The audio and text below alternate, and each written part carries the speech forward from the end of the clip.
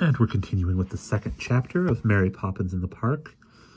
Mr. Banks's old nurse, Miss Andrew, has sent a bunch of stuff to the Banks home while she is away in the South Seas, and one of the things she sent was 2 China lions, one with a hunter and who's very happy, and so is the hunter, and the other with just the hunter's boot. This has intrigued not only the children, but also Mary Poppins, who the children thought they saw talking to the lion, and we will pick up at the page break. "Let's go to the swings," suggested Michael as they hurried across the lane after lunch. "Oh no, the lake. I'm tired of swimming." "Neither swings nor lake," said Mary Poppins. "We are taking the long walk." "Oh, Mary Poppins," grumbled Jane. "The long walk's far too long." "I can't walk all that way," said Michael. "I've eaten much too much."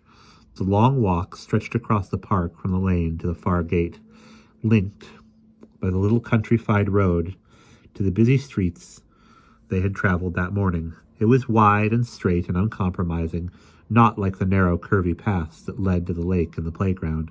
Trees and fountains bordered it, but it always seemed to Jane and Michael at least 10 miles in length.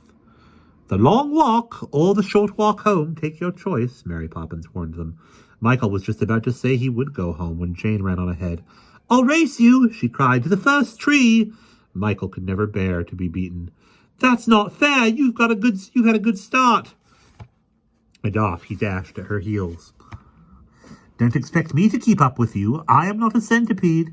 Mary Poppins sauntered along, enjoying the balmy air and assuring herself that the balmy air was enjoying Mary Poppins. How could it do otherwise, she thought, when under her arm was the parrot umbrella and over her wrist a new black handbag. The perambulator creaked and groaned. In it the twins and Annabelle, packed as close as birds in a nest, were playing with the blue duck. "That's cheating, Michael," grumbled Jane, for accidentally on purpose he had pushed her aside and was running past. From tree to tree they raced along, first one ahead and then the other, each of them trying to win. The long walk streamed away behind them, and Mary Poppins and the perambulator were only specks in the distance. "Next time you push me, I'll give you a punch," said Michael, red in the face. "If you bump me again, I'll pull your hair, Michael." "No," the park keeper warned them sternly. "Observe the rules. No argle-bargling." He was meant to be sweeping up the twigs, but instead he was chatting with the policeman, who was leaning against a maple tree, whiling away his time. Jane and Michael stopped in their tracks. Their race, they were both surprised to find, had brought them right across the park and near to the far gate. The park keeper looked at them severely. "Always argufying," he said. "I never did that when I was a boy.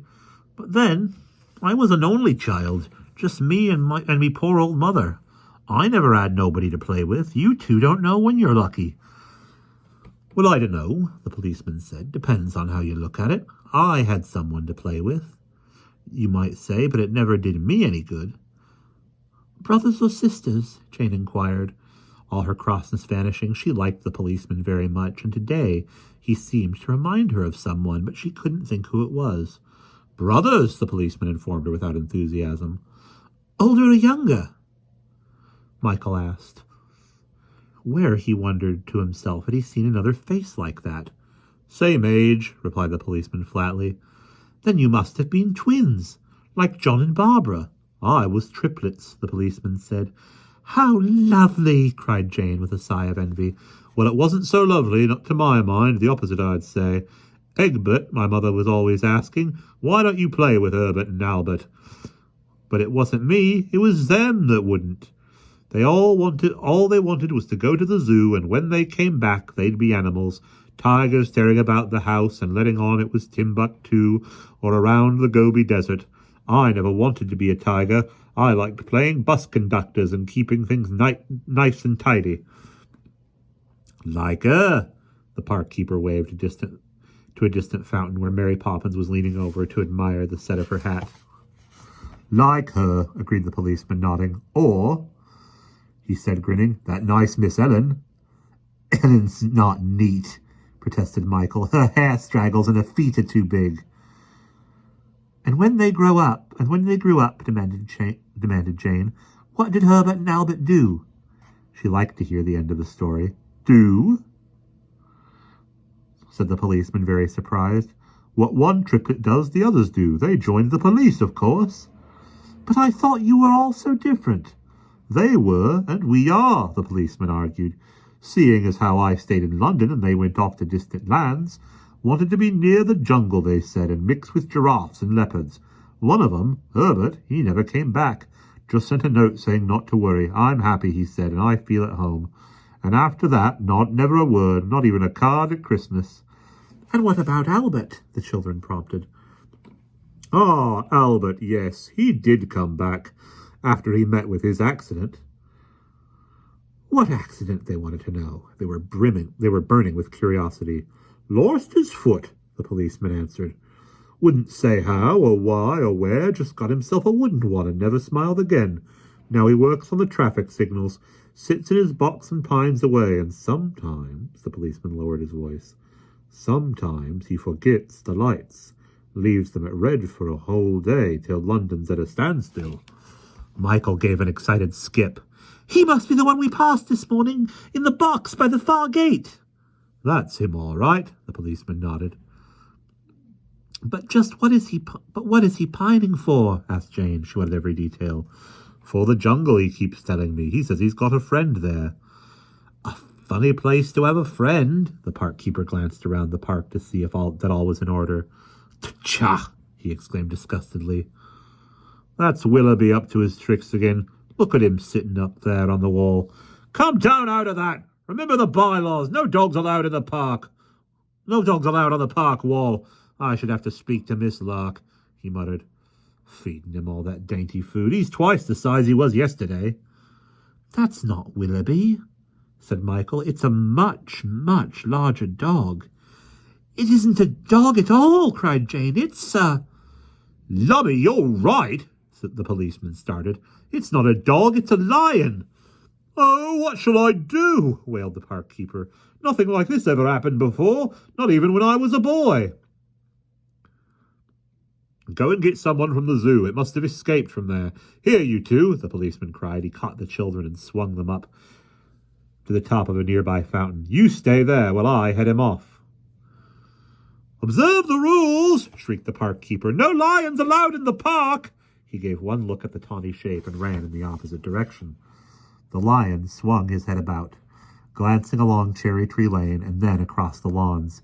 Then he leapt from the wall with a swift movement and made for the long walk. His curly manes blew out in the breeze like a large lacy collar. Take care! Cried Jane to the policeman as he darted forward with arms outspread. It would be sad indeed, she felt, if that manly figure were gobbled up. Good! The policeman shouted fiercely. His voice was so loud and full of warning that everyone in the park was startled. Miss Lark, who was knitting by the lake, came hurrying to the long walk with her dogs in close attendance. Such a commotion! She twittered shrilly. Whatever is the matter? Oh! She cried, running round in a circle. What shall I do? It's a wild beast. Send for the Prime Minister. Get up a tree, the policeman yelled, shaking his fist at the lion. Which tree? Oh, how undignified! That one! Screamed Michael, waving his hand. Gulping and panting, Miss Lark climbed up, her hair catching in every twig and her knitting wool winding around her legs. Andrew and Willoughby, come up, please, she called down anxiously. But the dogs were not going to lose their heads. They composed themselves at the foot of the tree and waited to see what would happen. By this time, everyone in the park had become aware of the lion. Terrified shouts rang through the air as people swung themselves into the branches or hid behind seats or statues. Call the firemen, they all cried. Tell the Lord Mayor. Send for a rope. But the lion noticed none of them. He crossed the lawn in enormous leaps, making direct for the blue serge shape of the officer of the law. Good, I said, the policeman roared, taking out his baton. The lion merely tossed his head and flung himself into a crouching position. A ripple ran through all his muscles as he made ready to spring. Oh, save him, somebody, cried Jane, with an anxious glance at the manly figure. Help, screamed a voice from every tree.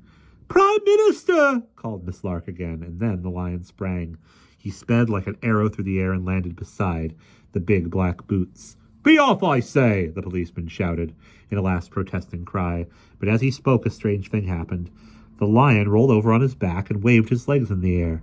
"Just like a kitten," whispered Michael, but he held Jane's hand a little tighter. "Away with you!" the policeman bellowed, waving his baton again.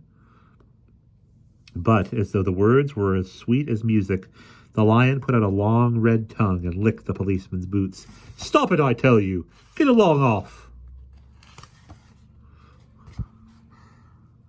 But the lion only wagged its tail, and springing up on its hind legs, it clasped the blue serge jacket. "Oh, help! Help! Oh, help!" the policeman gasped. "Coming!" croaked a hoarse voice as the park keeper crawled to the edge of the walk with an empty litter basket over his head. Beside him crept a small, thin man with a butterfly net in his hand. "I brought the keeper of the zoological gardens," the park keeper hissed at the policeman. "Go on," he urged the little man. "It's your property. Take it away." The keeper of the zoological gardens darted behind a fountain. He took a careful look at the lion as it hugged the dark blue waist. "Not one of ours," he shook his head. "It's far too red and curly." "Seems to know you," he called to the policeman. "What are you, a lion tamer?" "Never saw him before in my life." The head in the helmet turned aside. "Oh, the lion growled in a voice that held a note of reproach. "Will nobody send for the Prime Minister?" Miss Lark's voice shrilled from her maple bough. "I have been sent for, dear madam," a voice observed from the next tree. An elderly gentleman in striped trousers was scrambling into the branches. "Then do something!" ordered Miss Lark in a frenzy. "Shoo!" said the Prime Minister earnestly, waving his hat at the lion. But the lion bared its teeth in a grin and hugged the policeman's chest. "Now, what's the trouble? Who sent for me?" cried a loud, impatient voice. The Lord Mayor hurried along the walk with his alderman at his heels. "Good gracious, what are you doing, Smith?" He stared in disgust at the park keeper. "Come out of that basket and stand up straight." "It is there to be used for litter, Smith, and not some foolish game." "I'm using it for armor, your worship. There's a lion in the park." "A lion, Smith? What nonsense you talk. The lions are in the zoo." "A lion?" echoed the alderman. "Ha ha, what a silly story." "It's true!" yelled Jane and Michael at once. "Look out, he's just behind you." The three portly figures turned, and their faces grew pale as marble. The Lord Mayor waved a feeble hand at the trembling alderman. "Get me water, wine, hot milk," he moaned. But for once the alderman disobeyed. "Hot milk indeed," they seemed to say, as they dragged him to the Prime Minister's tree and pushed him into the branches. "Police! Police!" the Lord Mayor cried, catching hold of a bough. "I'm here, Your Honour," the policeman panted, pushing away a tawny paw. But the lion took this as a mark of affection. "Grrr, he said in a husky voice, as he clasped the policeman tighter. Oh dear, Miss Lark wailed. "Has nobody got a gun?" "A dagger, a sword, a crowbar!" cried the voices from every tree. The park was ringing with shouts and screams. The park keeper rattled his stick on the litter basket. "You!" cried the keeper of the zoological gardens to distract the lion's attention. The lion was growling. The policeman was yelling. The Lord Mayor and the alderman were still crying, "Police!" Then, suddenly a silence fell, and a neat, trim figure appeared on the path. Straight on she came, as a ship into port, with the perambulator wheeling before her, and the tulip standing up stiff in her hat. Creak went the wheels, tap went her shoes, and the watching faces grew pale with horror as she tripped toward the lion. "Go back, Mary Poppins!" screamed Miss Lark, breaking the awful silence. "Save yourself and the little ones! There's a wild beast down on the path!"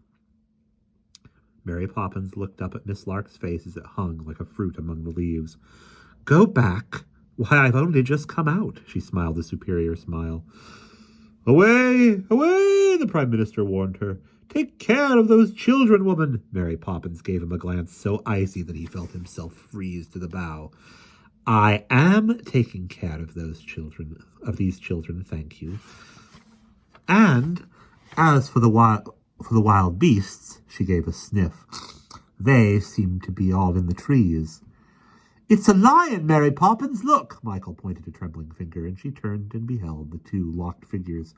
The policeman now was ducking sideways to prevent the lion licking his cheek. His helmet was off and his face was pale, but he still had a plucky look in his eye. "I might have known it," said Mary Poppins as she stared at the curious pair. "Rover!" she called in exasperation. "What do you think you are doing?" From under his lacy, flopping mane, the lion pricked up an ear. "Rover!" she called again. "Down, I say!" The lion gave one look at her and dropped with a thud to the ground. Then he gave a little throaty growl and bounded away toward her. "Oh, the twins! He'll eat them! Help!" cried Jane, but the lion hardly looked at the twins. He was fawning Mary Poppins. He rolled his eyes and wagged his tail and arched himself against her skirt. Then away he rushed to the policeman, seized the blue trousers between his teeth, and tugged them toward the perambulator. "Don't be so silly," said Mary Poppins. "Do as I tell you. Let him go. You've got the wrong one." The lion loosed the trouser leg and rolled his eyes in surprise. "Do you mean," the Prime Minister called from his bow, "he's to eat another policeman?" Mary Poppins made no reply. Instead, she fished inside her handbag and brought out a silver whistle. Then, setting it daintily to her lips, she puffed out her cheeks and blew. "Why, I could have blown my whistle," the policeman stared at the silver shape. "If only I'd thought of it." She turned upon him a look of scorn. "The trouble with you is that you don't think. Neither do you," she snapped at the lion. He hung his head between his paws and looked very hurt and foolish. "You don't listen either," she added severely. "In at one ear and out of the next. There was no need to make such a foolish mistake." The lion's tail crept between his legs. "You're careless, thoughtless, and inattentive. You ought to be thoroughly ashamed of yourself." The lion gave a humble sniffle as though he agreed with her. "Who whistled?" called out a voice from the gate. "Who summoned the officer of the law?" Along the walk came another policeman, limping unevenly. His face had a melancholy look, as though he possessed a secret sorrow. "I can't stay long, whatever it is," he said as he reached the group. "I left the lights when I heard the whistle, and I must get back to them. Why, Egbert," he said to the first policeman, "what's the matter with you?" "Oh, nothing to complain of, Albert. I've just been attacked by a lion." "Lion?" The sad face grew more cheerful as the second policeman glanced about him. "Oh, what a beauty!" he exclaimed, limping toward the tawny shape at Mary Poppins' side. Jane turned to whisper in Michael's ear, "He must be the policeman's brother, the one with the wooden foot." "Nice lion, pretty lion," said the second policeman softly, and the lion, at the sound of his voice, leapt to his feet with a roar. "Now, gently, gently, be a good lion. He's an elegant fellow, he is," the policeman crooned. Then he put back the mane from the lion's brow and met the golden eyes. A shudder of joy ran through his frame.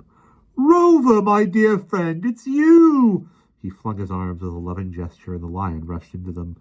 "Oh, Rover, after all these years!" the second policeman sobbed. "Whirl, whirl," the lion growled, licking the tears away. And for a whole minute it was nothing but Rover, whirra, and they hugged and kissed each other. "But how did you get here? How did you find me?" demanded the second policeman. "Woof, replied the lion, nodding toward the perambulator. "No, you don't say. How very kind. We must always be grateful, Rover, and if I can do you a good turn, Miss Poppins—" "Oh, get along, do, the pair of you," said Mary Poppins snappily, for the lion rushed to lick her hand and darted back to his friend. "Woof, whirr, woof," he said with a growl. "Will I come with you? What do you think, as if I could ever leave you again?" And flinging his arm round the lion's shoulder, the second policeman turned. "Hey!" cried the first policeman sternly. "Where are you going, may I ask? And where are you taking that animal?" "He's taking me!" cried the second policeman. "And we're going where we belong." His gloomy face had quite changed. It was now rosy and gay. "What about the traffic lights? Who's going to look after those?" "They're all at green," said the second policeman. "No more signals for me, Egbert. The traffic can do what it likes." He looked at the lion and roared with laughter, and the two of them turned away. Over the lawns they sauntered, chatting, the lion on its hind legs and the policeman limping a little. When they came to the lane gate, they paused for a moment and waved. Then they went and shut it behind them, and the watchers saw them no more. The keeper of the zoological gardens gathered up his net. "I hope they're not making for the zoo. We haven't a cage to spare." Well, as long as he's out of the public park, the Prime Minister clambered out of the tree. Haven't we met before? He inquired as he took off his hat to Mary Poppins. I'm afraid I've forgotten where it was. Up in the air, on a red balloon, she bowed in a ladylike manner. Oh, yes. He seemed rather embarrassed. Well, I must be off to make some more laws. And glancing round to make sure the lion was not coming back, he made for the far gate. Constable! Cried the Lord Mayor, as he swung himself down from his branch. You must go at once to the signal box and switch the lights to red. The traffic can do as it likes, indeed. Who ever heard of such a thing? The policeman, mopping up his scratches, gallantly sprang to attention. Very good, Your Honor, he said smartly, and marched away down the walk. As for you, Smith, this is all your fault. Your duty is to look after the park. But what do I find when I pass this way? Wild animals running all over it. You disappoint me again and again. I must mention it to the king. The park keeper fell on his knees with a groan. Oh, please don't mention it, Your Honor. Think of me poor old mother. You should have thought of her yourself before you let that lion in. But I never let him in, Your Worship. It wasn't my fault. He came over the wall. If anyone's to blame, it's... The park keeper broke off nervously, but he looked in Mary Poppins' direction, as did the Lord Mayor. Aha! He exclaimed with a gracious smile. Charmed to meet you again, Miss, Poppins, said Mary Poppins politely. Ah, Poppins, ah, yes, a charming name. Now, if Smith were only you, Miss Poppins, these things would never occur. With a bow, the Lord Mayor turned away and billowed down the walk. The two aldermen also bowed and billowed along beside him. That's all you know, said the park keeper, as he watched them disappear. If I was, that's funny. Anything could happen. If I were you, I'd straighten my tie, said Mary Poppins primly. Get down from that fountain, Jane and Michael. She glanced at their grimy knees and faces. You look like a couple of blackamoors. We can't all be like you, you know. Well, we can't all be like you, you know, the park keeper said sarcastically. No, she agreed, and more's the pity. She pushed the perambulator forward. But Mary Poppins, Michael burst out. He was longing to ask her about the lion. Buttings for goats, not human beings. Best foot forward, please. It's no use, Michael, whispered Jane. You know she never explains, but Michael was too excited to heed. Well, if I can't talk about the lion, will you let me blow your whistle? Certainly not, she sauntered on.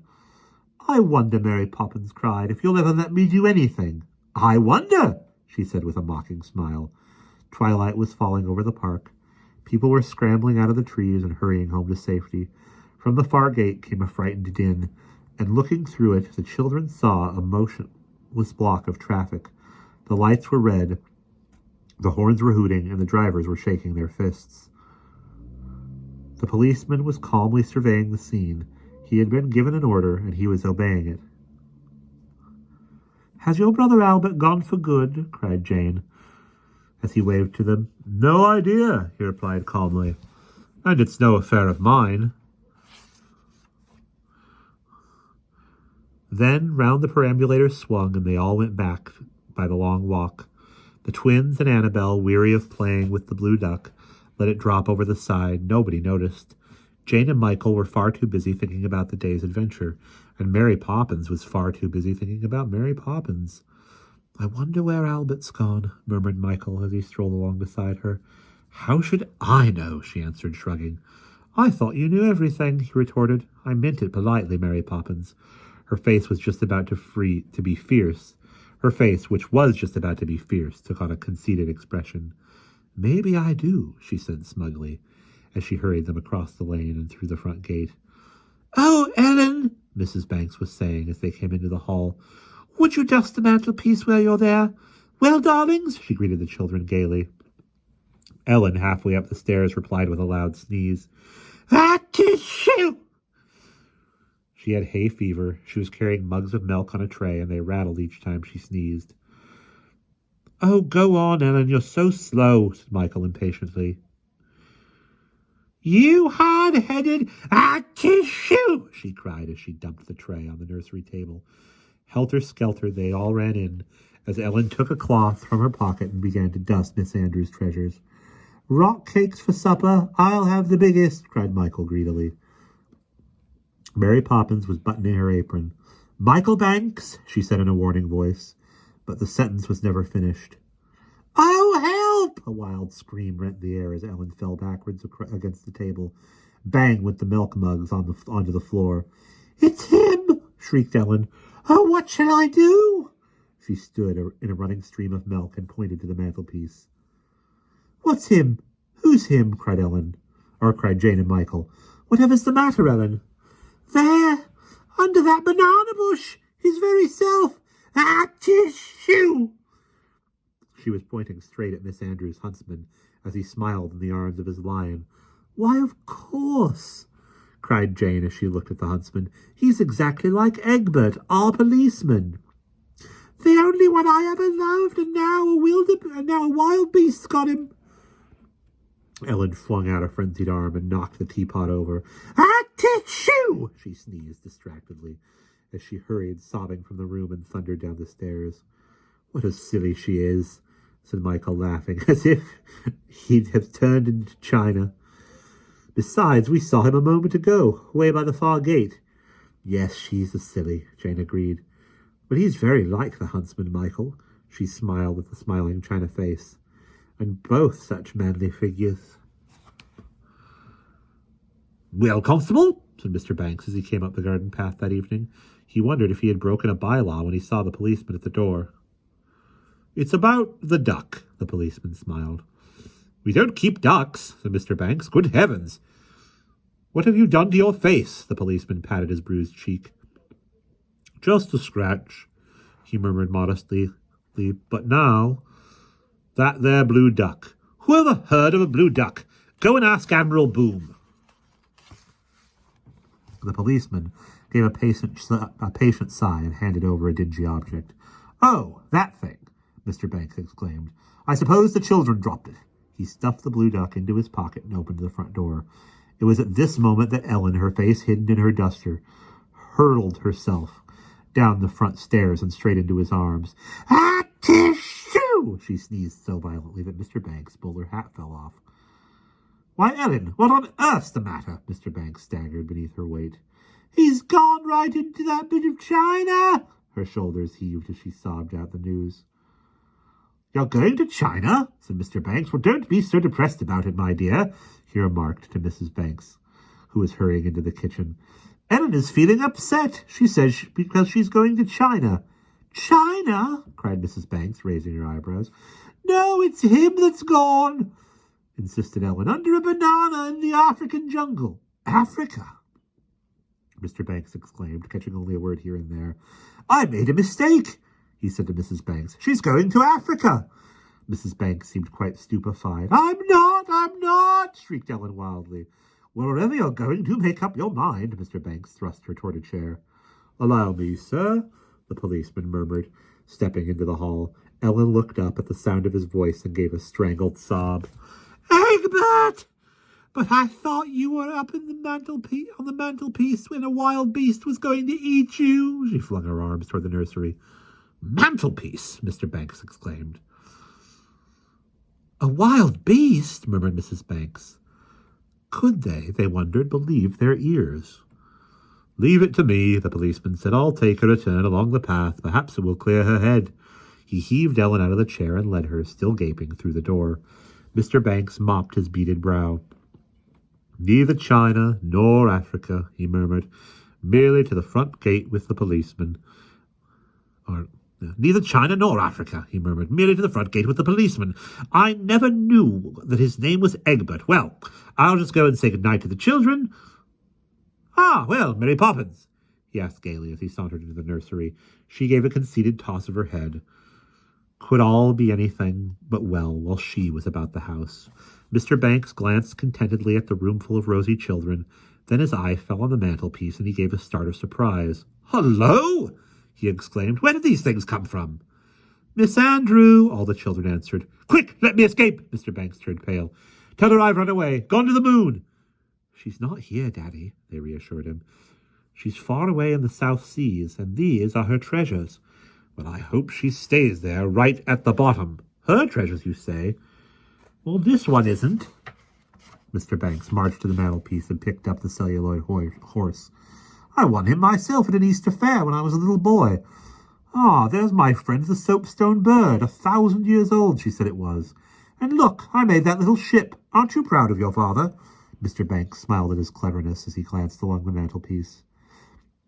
I feel like a boy again, he said. These things all come from my old schoolroom. That hen used to warm my breakfast egg, and the fox and clown, and at Home Sweet Home. How well I remember them. And there, bless their hearts, are the lion and the huntsman. I always called them the faithful friends. Used to be a pair of these fellows, but they weren't complete, I remember. The second huntsman was broken off, nothing left of him but his boot. Ah, there's the other one, the broken one. Good gracious! He gave a start of surprise. Both the huntsmen are here! They looked at the broken ornament and blinked with astonishment, for there, where the blank white gap had been, was a second smiling figure beneath the banana tree he sat, leaning like his unbroken brother against a shaggy shape. A paw lay lovingly on his breast, and his lion, only this morning so sad and tearful, was now showing all his teeth in a grin.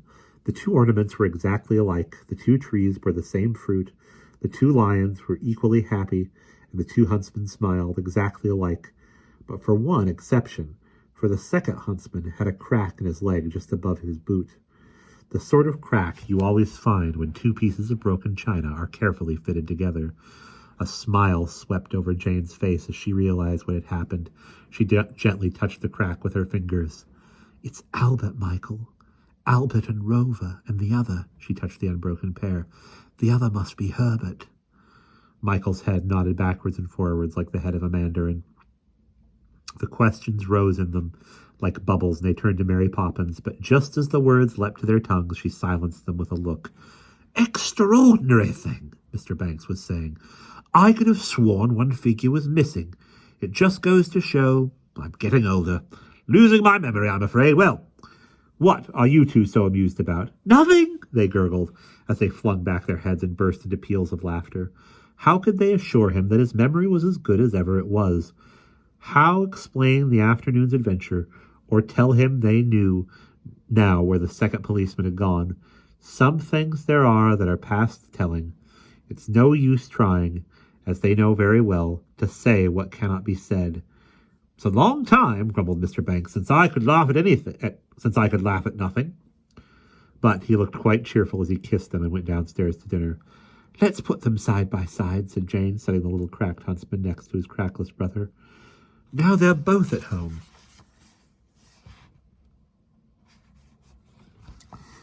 Michael looked up at the mantelpiece and gave a contented chuckle. But what will Miss Andrews say, I wonder? Everything was to be kept safe, nothing broken, nothing mended. You don't think she'll separate them, Jane? Just let her try, said a voice behind them. Safe, she said, they were to be, and safe they are going to stay. Mary Poppins was standing at the on the hearth rug with the teapot in her hand, and her manner was so belligerent that for half a second Jane and Michael felt sorry for Miss Andrew. She looked from them to the mantelpiece, glancing from their living faces to the smiling china figures. 1 and 1 makes 2, she declared, and 2 halves make a whole, and faithful friends should be together, never kept apart. But of course, if you don't approve, Michael, for his face had assumed a thoughtful expression, if you think they'd be safer somewhere else, if you'd like to go to the South Seas and ask Miss Andrews' permission. You know I approve, Mary Poppins, he cried, and I don't want to go to the South Seas. I was only thinking, he hesitated. Well, if you hadn't been there, Mary Poppins, do you think they'd have found each other? She stood there like a pillar of starch. He was almost sorry he had spoken. She looked so stern and priggish. Ifs and whys and buts and hows, you want too much, she said, but her blue eyes gave a sudden sparkle, and a pleased smile, very like those in the huntsman's face, trembled about her lips. At the sight of it, Michael forgot his question. Only that sparkle mattered. Oh, be my lion, Mary Poppins. Put your paw around me.